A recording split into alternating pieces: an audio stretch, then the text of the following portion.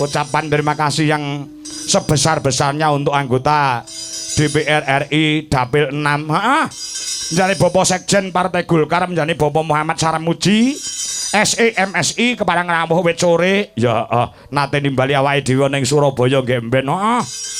Ya uga datang kantun Ketua Komisi B DPRD Provinsi Jawa Timur Ibu Hajah Anik SPD MSI utawa yang mewakili, datang kantun Bapak Haji Kusni Mubarok SH MM MH ya Ketua Komisi B DPRD Provinsi Jawa Timur ya. Yang jelas panjenengane Bapak Hadi Setiawan utawa Cak Hadi. Oh ngono. Uga penjari Ibu Aulia Hani Mustikasari utawa yang mewakili ya anggota dewan. Bapak Haji Rafiq SHMH saha menjadi Bapak Haji Deni Prasetyo SE, datang kantun menjadi Bapak Dr. Andes Haji Edi Paripurna MSI. Oh ngono ya. Datang kantun sing kagungan bawat panguwasa ana ing desa Mbuluk Masar, Pak Kepala Desa utawa Pak Lurah Kepara.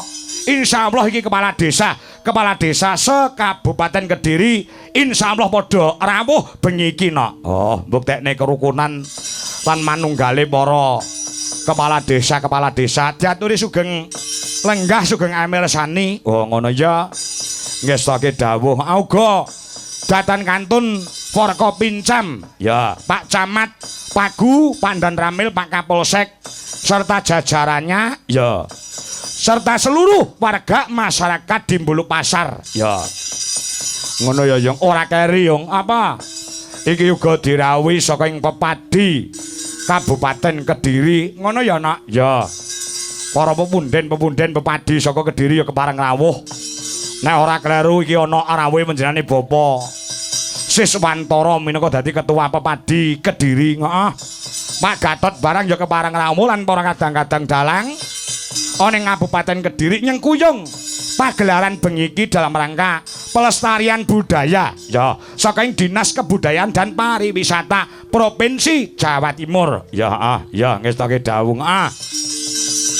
Wis sing iso tak aturke nok. Ya sing iso diaturke awake dhewe ora usah kaken sing diaturke kelawan para punden. Yang jelas ucapan terima kasih yang sebanyak-banyaknya dan sebesar-besarnya untuk Dinas Kebudayaan dan Pariwisata anggota DPRD becik ana ing Provinsi Jawa Timur, becik sing ana pusat, uga sing ana DPRD Kabupaten dan Kota Kediri.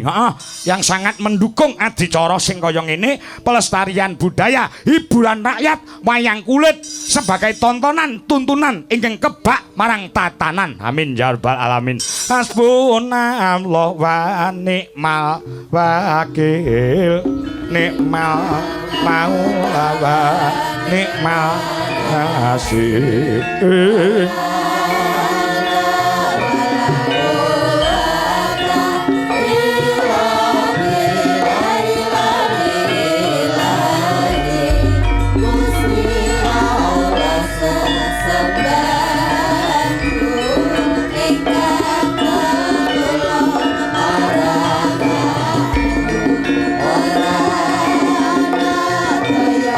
Wilujeng selamat sedayanipun para warga agung Mbuluk Pasar, Pagu Kediri. Amin.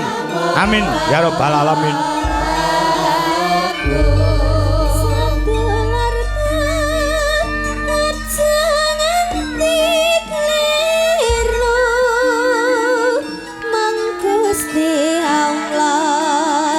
Sesambahanmu rintan lan mangling waktu kanggo mrasta mungkar lan nafsu. Sadulaku aja nganti keliru mongko si Allah sesambahanmu rintan lan dalu manglima waktu kanggo Kental gamelane dhewe Kiai Sekar Madu.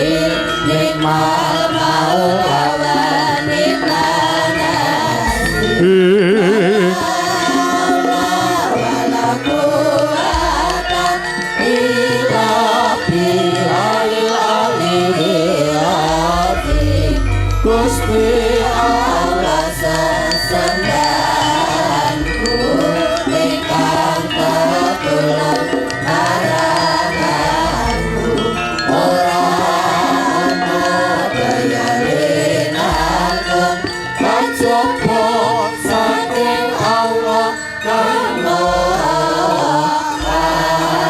aku sedulurku aja nganti kliru mung Gusti Allah sesembahanmu rinten lan dalu mung limang wektu prasta mungkar lan nafsu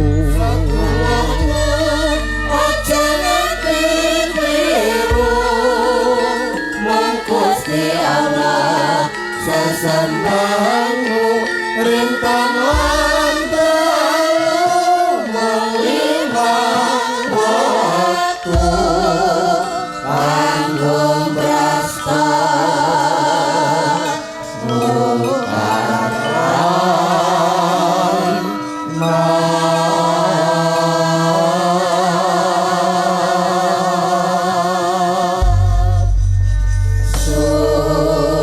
Tak nyuwun Pesra ya yo takon piye saliyane gelar budaya dari Dinas Kebudayaan dan Pariwisata Provinsi Jawa Timur bengi iki uga mengeti Hari Wayang Dunia no. Ya.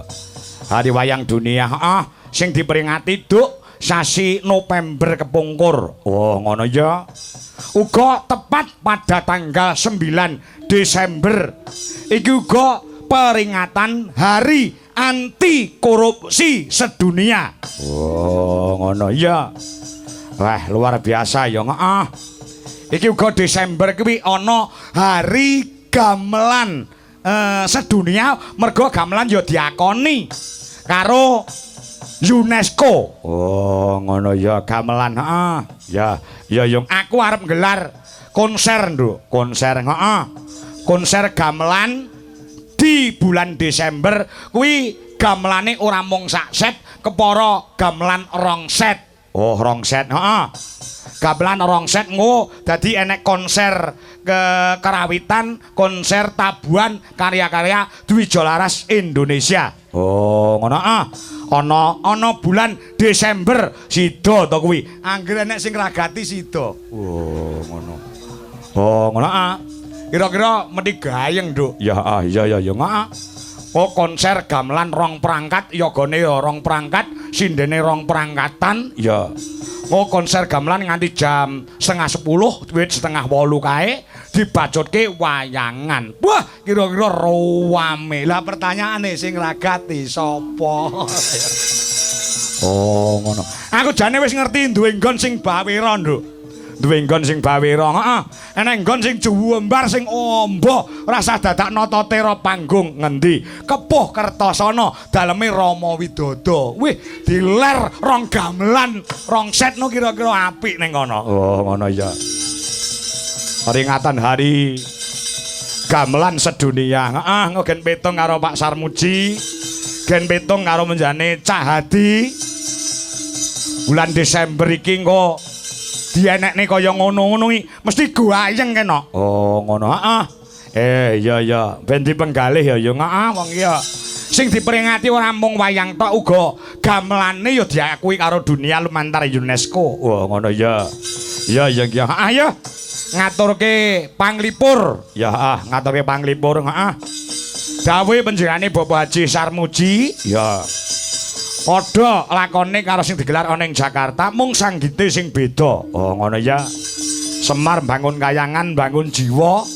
Sing dibangun ora mung secara fisik gedung sing agung, gedung sing magrong-magrong ning sing perlu dibangun kuwi jiwane, bangunlah jiwanya, bangunlah raganya. Dibangun laire luwih dhisik. Ngono ya nak, ya dibangun batine luwih dhisik, lagek laire. Ya. Ya semoga-moga kasembadan. Ya.